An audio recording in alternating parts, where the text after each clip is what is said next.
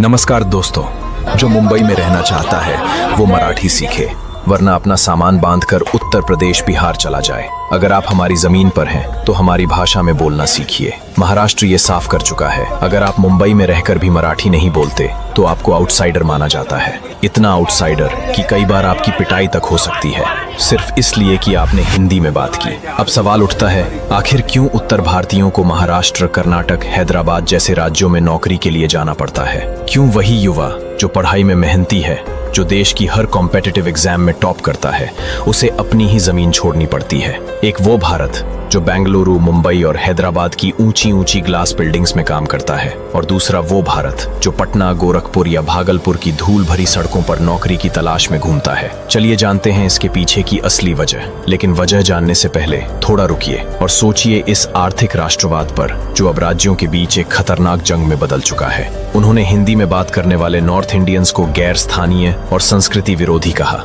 एक मारवाड़ी दुकानदार, जोधपुर स्वीट्स का मालिक, से कुछ स्थानीय लोग मिठाई लेने आए। दुकानदार ने हिंदी में बात की, जवाब मिला, मराठीत बोल, नाइतर दुकान बंद कर। और बस बात इतनी बढ़ी कि बात हाथापाई तक पहुंच गई। जब रेलवे रिक्रूटमेंट बोर्ड में उत्तर भारत से एप्लीकेंट्स ज्यादा थे, एमएनएस कार्यकर्ताओं ने हिंसक विरोध किया। मराठी युवाओं को नजरअंदाज किया जा रहा है। ट्रेनों में बैठकर नॉर्थ इंडियन छात्रों की पिटाई की गई, रेलवे भर्ती पर रोक लगी और हजारों छात्र खाली हाथ लौटे।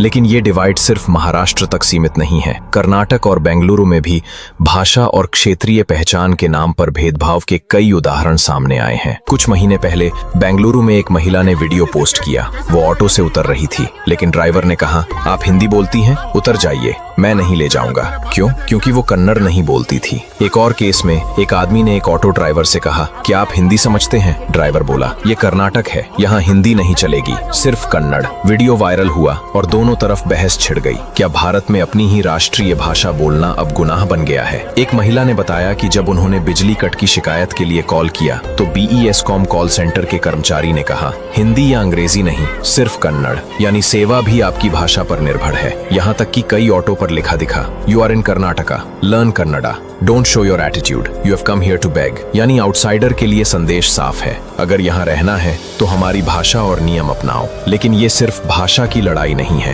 ये ओनरशिप की लड़ाई है। जमीन की ओनरशिप, नौकरी की ओनरशिप और सिस्टम की ओनरशिप। साउथ और महाराष्ट्र दोनों मानते हैं कि आउटसाइडर्स उनकी भाषा, उनकी नौकरी और उनकी जमीन छीन रहे हैं, और अब उन्होंने इसे एक स्ट्रैटेजी बना लिया है। ग्रो, फीड, डोमिनेट, 3 शब्द लेकिन एक पूरी सोच। ग्रो मतलब खुद के लिए मौके बनाओ, किसी का इंतजार मत करो। फीड मतलब दूसरों को आने दो लेकिन अपने नियमों पर। और डोमिनेट मतलब अब तुम तय करो कौन बोलेगा, कौन कमाएगा और कौन टिकेगा, क्योंकि असली शक्ति वही है जो सिर्फ खेल खेलता नहीं, उसे चलाता है। भारत के जितने भी बड़े नेशनल इवेंट्स होते हैं, pro kabaddi league, IPL final, miss India, film fair awards, G20 summits, auto expo launch, music festivals, ज्यादातर महाराष्ट्र, मुंबई या पुणे में ही आयोजित होते हैं। लेकिन इसके पीछे एक गहरा मकसद भी है, क्योंकि आज की दुनिया में जो दिखेगा वही बिकेगा, और महाराष्ट्र ये बात बहुत अच्छी तरह समझता है। इन इवेंट्स के जरिए वो सिर्फ एंटरटेनमेंट नहीं करता, बल्कि ब्रांडिंग करता है,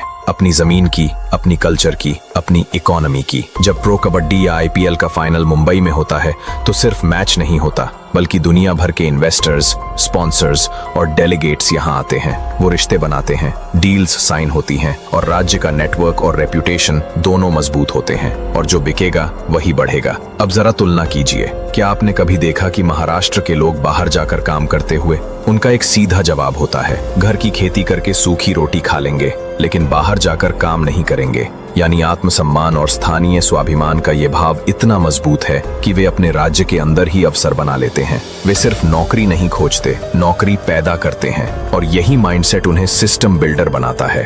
अब जरा कंपनियों और शहरों की टूवर्ड्स देखिए, यानी वो असली सिस्टम बिल्डर्स जो भारत के नक्शे को बांट रहे हैं। बेंगलुरु में हर गली में स्टार्टअप्स हैं। इन्फोसिस और विप्रो जैसे IT दिग्गज यही हैं। फ्लिपकार्ट, स्विगी, ओला, फोन पे, बायजूस, हर कोने में इनोवेशन की गूंज है। यहाँ का हर युवा कोडर बनने का सपना देखता है और उसे अवसर भी मिलते हैं। अब उत्तर प्रदेश की तरफ देखिए, लखनऊ, कानपुर, नोएडा, गाजियाबाद में पढ़ाई के लिए अपॉर्चुनिटीज हैं, लेकिन बड़े IT या टेक हब्स लगभग नहीं हैं। कोई बड़ी कंपनी HQ नहीं है, कोई लोकल स्टार्टअप इकोसिस्टम इतना मजबूत नहीं है। युवा पढ़ाई करके तैयार होते हैं, लेकिन रोजगार पाने के लिए बेंगलुरु, हैदराबाद, मुंबई जैसे शहरों की ओर भागते हैं। मतलब टैलेंट यूपी में पैदा होता है, लेकिन उसका इस्तेमाल बेंगलुरु में होता है। हैदराबाद भी ऐसा ही है। माइक्रोसॉफ्ट का सबसे बड़ा कैंपस यहीं है। Google, Amazon, Apple, Deloitte, Accenture, हर कंपनी की बिल्डिंग यहीं चमकती है। तेलंगाना ने खुद को IT कॉरिडोर बनाकर दुनिया के नक्शे पर खड़ा कर दिया। वहीं बिहार,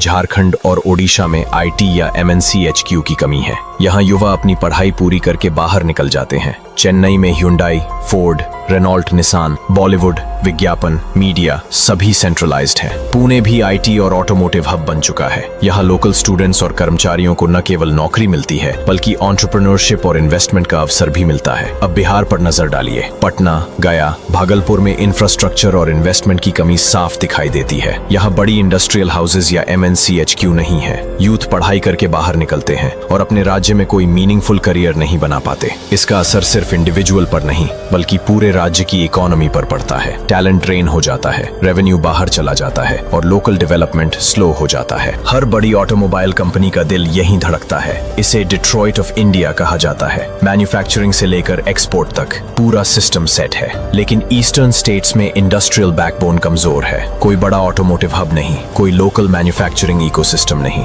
मुंबई और पुणे भारत के फाइनेंशियल और एंटरटेनमेंट हब है। अहमदाबाद और गुजरात बेल्ट में अदानी पोर्ट्स, जाइडस, टोरेंट, अमूल, अरविंद, निरमा, ये सब इंडस्ट्रियल बैकबोन है। गुजरात ने बिजनेस फ्रेंडली स्टेट बनकर हर इन्वेस्टर को आकर्षित किया। नॉर्थ और ईस्टर्न स्टेट्स में ऐसी कोई होलिस्टिक स्ट्रेटेजी नहीं है। अब सोचिए, जब कोई MNC किसी शहर में उतरती है तो सिर्फ 500 लोगों को नहीं, पूरे इकोसिस्टम को रोजगार मिलता है। PGS खुलते हैं, डिलीवरी सर्विसेज चलती हैं, कैब ड्राइवर्स को काम मिलता है और लोकल इकोनॉमी उठती है। इसलिए जब हैदराबाद, मुंबई, बेंगलुरु आगे बढ़ते हैं तो साथ में पूरे राज्य का जीवन स्तर ऊपर चला जाता है। लेकिन जब बिहार या उत्तर प्रदेश पीछे रह जाते हैं तो वहां से पूरा राज्य खाली होता जाता है और दिल्ली, मुंबई की झुग्गियां भरती जाती हैं। साउथ और महाराष्ट्र ने आउटसाइडर्स को एम्प्लॉय बनाया, लेकिन खुद एम्प्लॉयर बन गए।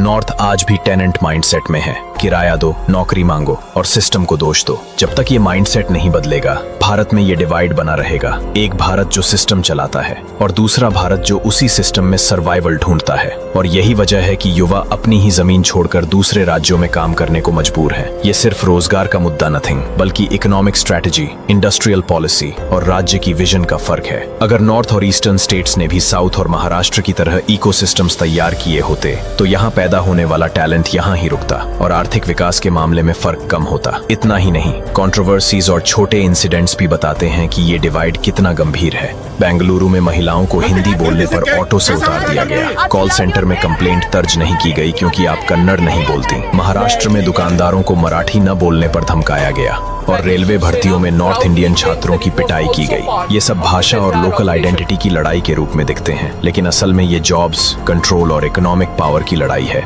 देश के भीतर ये डिवाइड केवल सिटीज तक ही सीमित नहीं है, ये डिवाइड माइंडसेट और पॉलिसी में भी है। साउथ और महाराष्ट्र ने अपने नियम बनाए, अपनी जॉब्स और इंडस्ट्रीज को सुरक्षित किया। नॉर्थ और ईस्टर्न स्टेट्स में अभी भी इंतजार है कि कोई सिस्टम उन्हें अपने राज्य में अपॉर्चुनिटीज दे। अंत में यही बात समझनी होगी, भारत में एक सिस्टम बिल्डर इंडिया और दूसरा सर्वाइवल इंडिया है। पहला भारत अपॉर्चुनिटीज क्रिएट करता है, निवेश अट्रैक्ट कर और ग्लोबल स्केल पर कंपीट करता है। दूसरा भारत टैलेंट पैदा करता है, लेकिन खुद उसका फायदा नहीं उठाता। जब तक ये माइंडसेट और स्ट्रैटेजी नहीं बदलेगी, देश के अंदर रीजनल डिवाइड गहरा चलता रहेगा।